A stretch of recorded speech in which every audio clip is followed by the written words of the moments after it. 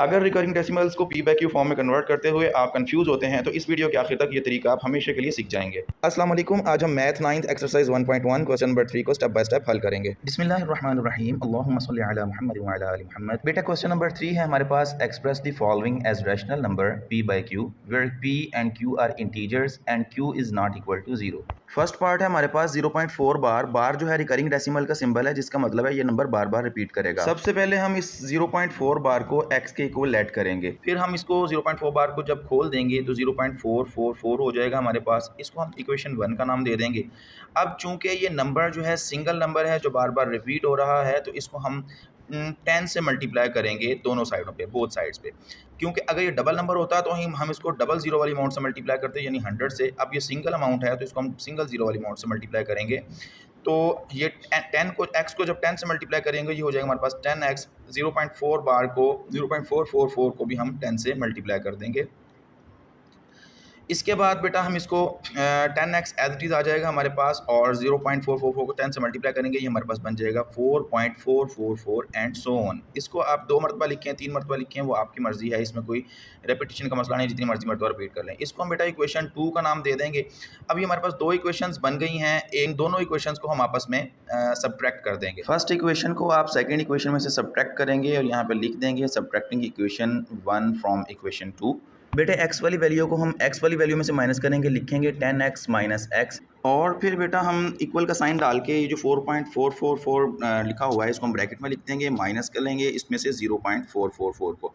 फिर बेटा जब हम 10x में से x को माइनस करेंगे ये हमारे पास बन जाएगा 9x, और 4.444 में से 0.444 को जब हम माइनस करेंगे तो हमारे पास 4 बचेगा। क्योंकि पॉइंट के बाद वाली सारी वैल्यूज़ बराबर हैं तो वो सारी आपस में कैंसिल हो जाएंगी, और 4 में से जब हम 0 को माइनस करेंगे तो वो खाली हमारे पास 4 बचेगा। कैलकुलेटर पे भी अगर आप करके देखें तो हमारा 4 पॉइंट के बाद वाली सारी वैल्यूज़ आपस में कैंसिल हो जाएंगी।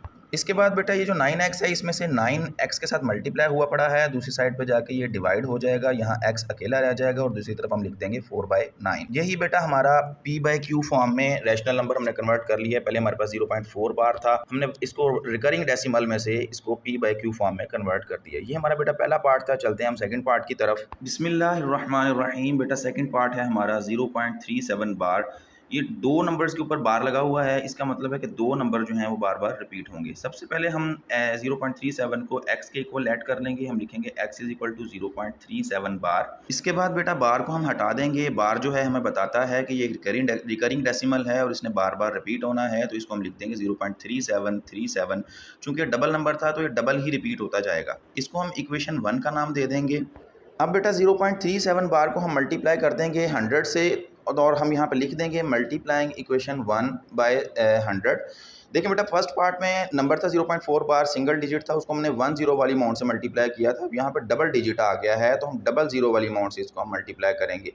बेटा 100 से जब हम इसको मल्टीप्लाई करेंगे x को तो 100x हो जाएगा, और जब हम 0.37 को हम मल्टीप्लाई करेंगे इसको हम एज इट इज़ लिख देंगे, ब्रैकेट में लिख देंगे, और नेक्स्ट स्टेप में 100x जो है वो एज इट इज़ आ जाएगा, और 0.37 जो है इसको मल्टीप्लाई करेंगे तो 00 की वजह से 37.3737, क्योंकि 2 जीरो हैं तो पॉइंट जो है वो 2 डिजिट आगे जाएगा। सिंगल जीरो था तो वो 1 डिजिट आगे जाता है, 2 जीरो हैं तो पॉइंट 2 डिजिट आगे जाएगा। बेटा ये डॉट डॉट का मतलब मैंने पहले भी आपको बताया था कि इसका मतलब है ये नंबर चलता जा रहा है, रुकता नहीं है। और इसके अलावा ये 3737 को चाहे पॉइंट के बाद 2 मरतबा लिखें या 3 मरतबा लिखें, कोई इशू नहीं है। इसको बेटा हम इक्वेशन 2 का नाम दे देंगे। इसके बाद बेटा हम ये 100x में से जो है वो x को माइनस करेंगे, यानी फर्स्ट इक्वेशन को माइनस कर देंगे सेकंड इक्वेशन में से, और यहाँ पे हम लिख देंगे सब्ट्रैक्टिंग इक्वेशन 1 फ्रॉम इक्वेशन 2।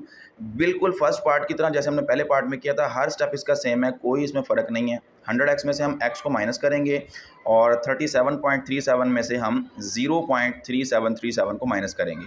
इनके ऊपर ब्रैकेट लगा दें या बगैर ब्रैकेट के लिख लें, कोई ऐसा इशू नहीं है। इसके बाद बेटा हम 100x में से x को माइनस करेंगे तो हमारे पास 99x बचेगा, और इस साइड पे 37.3737 में से 0.3737 माइनस करेंगे तो पॉइंट के बाद वाले सारे डिजिट माइनस होकर कैंसिल हो जाएंगे, खत्म हो जाएंगे। बाकी हमारे पास बचेगा सिर्फ और सिर्फ 37। ये आप कैलकुलेटर से भी चेक कर सकते हैं। अच्छा 99 जो है वो इधर मल्टीप्लाई हो रहा है x के साथ, दूसरी तरफ जाके ये डिवाइड हो जाएगा, इधर x अकेला बच जाएगा। ये 37/99 यही बेटा हमारा required P by Q form है, जिसको हमने रिकरिंग डेसिमल से पी बाई क्यू फॉर्म में कन्वर्ट किया है। ये था बेटा सेकंड पार्ट। चलते हैं अब थर्ड पार्ट की तरफ, लेकिन उससे पहले मेरी वीडियो को पॉज करें और फर्स्ट और सेकंड पार्ट को देखते हुए थर्ड पार्ट की प्रैक्टिस करें खुद से। अगर नहीं होगा तो फिर से आके मेरी वीडियो को प्ले करके थर्ड पार्ट को आप देख सकते हैं। बिस्मिल्लाहिर्रहमानिर्रहीम। जी बेटे थर्ड पार्ट है हमारा 0.21 बार। सबसे पहले बेटे हम इसको लेट करेंगे x के इक्वल, x इसको x नाम दे देंगे, इसको x इज़ इक्वल टू 0.21 बार हो जाएगा।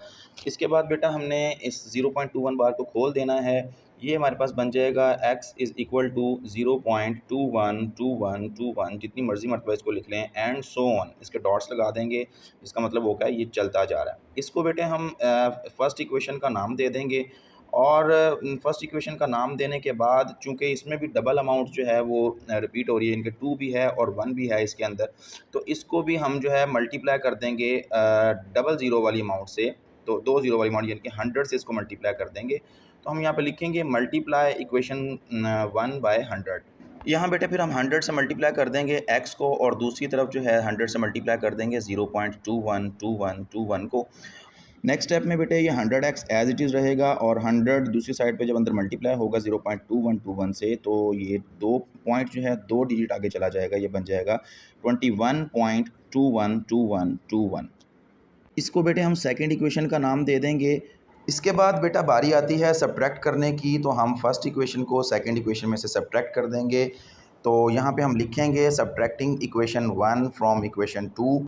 फर्स्ट इक्वेशन का जो x है बेटे उसको हम माइनस कर देंगे सेकंड इक्वेशन के x यानी 100x में से, और दूसरी तरफ सेकंड इक्वेशन का 21.2121 माइनस इसमें से सब्ट्रैक्ट करेंगे हम फर्स्ट इक्वेशन का 0.212121 को। तो इसमें फिर वही बात बेटे कि पॉइंट के बाद वाली जितनी भी वैल्यूज़ होती हैं वो सारी अनकाउंटेबल होती हैं और सारी माइनस हो जाती हैं जब हम उनको माइनस करते हैं। कैलकुलेटर से भी चेक किया जा सकता है। लिहाजा 21 में से 0 को माइनस करेंगे तो हमारे पास सिर्फ और सिर्फ 21 इसका आंसर आएगा। तो हमारे पास यहाँ पे 100x में से x को माइनस करेंगे, बचेगा 99x, और दूसरी तरफ बेटे जब हम इनको माइनस करेंगे तो हमारे पास बचेगा सिर्फ 21। अब ये जो 99 है बेटे ये दूसरी साइड पे जाके डिवाइड हो जाएगा, क्योंकि x के साथ मल्टीप्लाई हुआ पड़ा है, तो उधर जाके ये बन जाएगा 21/99। और ये जो 21/99 बेटे ये हमारा पी बाई क्यू फॉर्म है एक्चुअल, जिसको हमने फाइंड करना था। हमने रिकरिंग डेसिमल से इसको पी बाई क्यू फॉर्म में ले आए हैं। बेटा इस 21/99 को फर्दर रिड्यूस किया जा सकता है, 3 पे डिवाइड करेंगे तो ये हमारे पास आंसर आ जाएगा 7/33 इसका। ये हमारा फाइनल आंसर इसका बन जाएगा।